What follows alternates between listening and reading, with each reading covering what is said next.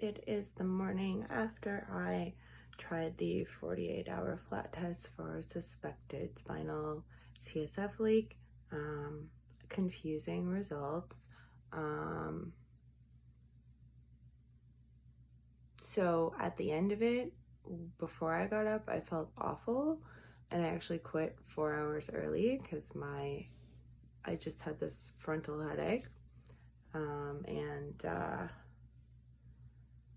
But it wasn't like sometimes, anyway, it wasn't like the headaches I get sometimes. So I had a frontal headache, and my heart rate, because I'm wearing this darn Fitbit all the time, wondering if I'm a little like hyper focused on the Fitbit readings. So I actually took it off last night, so I don't know how I slept last night according to it. Anyway, I'm rambling. It was at like 1:20 when I was seated after when I first sat up. Like, so when I was laying down, it was like jumping around like 100, 110, even though it's hardly moving.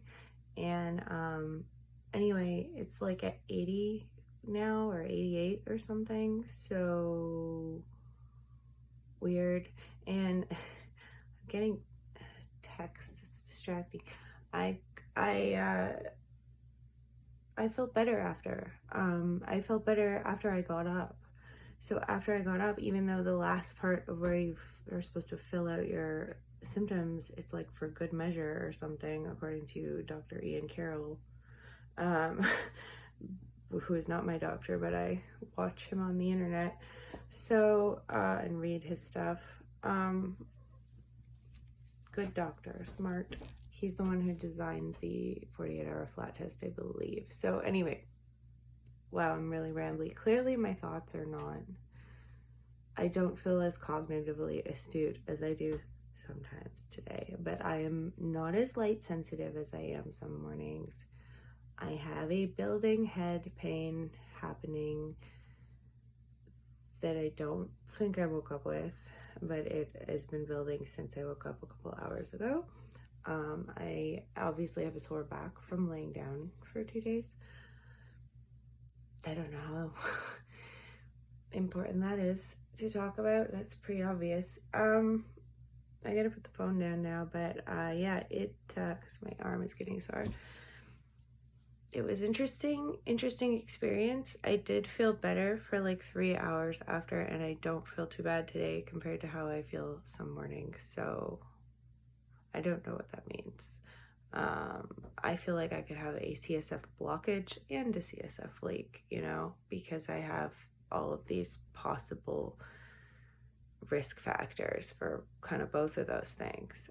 And beyond that, something else, I got my heavy metal toxicity urine panel back from my naturopath, and I'm really high in lead. It's like 38 units of lead per deciliter or something, when it's normal. I guess it's normal to be like 10. I don't think any amount of lead should be normal though.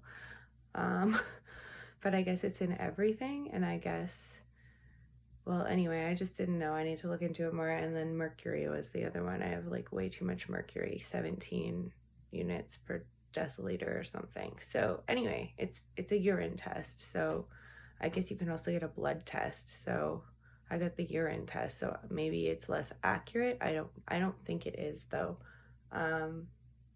So I have to still review those results with the doctor. But if anyone has ideas for me regarding detoxing lead and mercury, I am on the gluten-free and sugar-free eating plan, kind of like the Walls protocol, but not really, because I can't digest all that raw veg.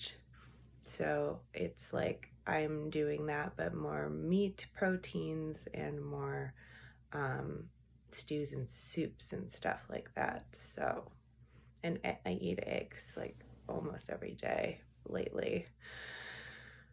I take some days off from eggs though, I should say. Anyway, that's, again, I'm pretty rambly, which is just kind of how I am sometimes. But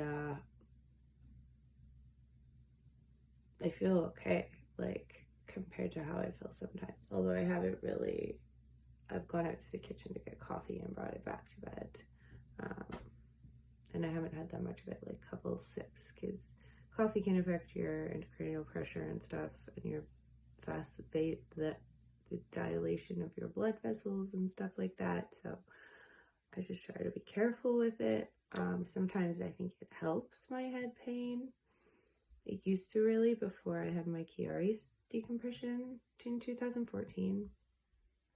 Anyway, that's where I'm at today. I just wanted to share that my results of the 48-hour flat test are inconclusive, and yet I kind of want to try it again at some point, but I'm gonna have to like recover from it first because it was kind of rough. But actually felt pretty good last night for a good couple, like, few hours, and then I went to bed. And today I feel also pretty good, but then I have some tinnitus starting on this side, and this is the side it usually starts in. It's so weird, and then it will like move to this side later on in the day sometimes.